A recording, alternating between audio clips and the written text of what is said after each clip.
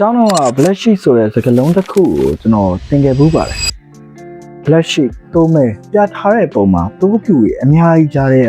တိုးမဲတစ်ကောင်ကကွက်ကွက်ကွင်းကွဲထွက်နေတဲ့ပုံကိုပြထားတာဖြစ်ပါတယ်ဒါကိုဆရာမတိုးမဲစုံပြူလို့ခေါ်တာပေါ့မိသားစုတစုမှာမကောင်းတာတွေပဲရွေးလုံနေတဲ့လူမျိုးကိုခေါ်တာဆိုပြီးတော့သင်ခဲ့တာကိုကျွန်တော်အမှတ်ရနေခဲ့ပါတယ်ဆရာမမမားပါကိုကိုယ်ခံစားချက်နဲ့ကိုမလို့တာနည်းနည်းလေးပုံဝင်မကြဖြစ်မိရပါ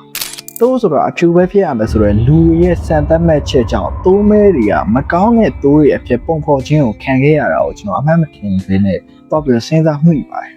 လူရဲ့စံသတ်မှတ်ချက်ဘောင်အတွင်းကိုအတင်းဝင်ဖို့အတွက်စူးစမ်းနေတဲ့အခါမှာကျွန်တော်တို့ရဲ့ကိုယ်ပိုင်ဉာဏ်တွေကိုယ်ပိုင်ဖန်တီးနိုင်မှုတွေနဲ့ကိုယ်ပိုင်အရေးချင်းတွေကတစားတစားပျောက်ကွယ်သွားတတ်ပါတယ်ဒါကြောင့်မလို့ပဲကျွန်တော်တို့ကလူတွေအများကြီးကြားတဲ့ကွက်ထွက်နေတဲ့ black sheep ဖြစ်တဲ့ဖြစ်ဖို့လိုပါတယ်ကျွန်တော်တို့အတွက်ကိုမနစ်တက်တဲ့ကိုနဲ့မကိုက်ညီတဲ့ပတ်ဝန်းကျင်ကနေရုံးထွက်ပြီးတော့တကယ်ကိုကောင်းမွန်တဲ့ black sheep တစ်ကောင်ဖြစ်ဖို့အတွက်စူးစမ်းသင့်တယ်လို့ကျွန်တော်ထင်မြင်မိပါတယ်ဆိုကျေးဇူးတင်ပါတယ်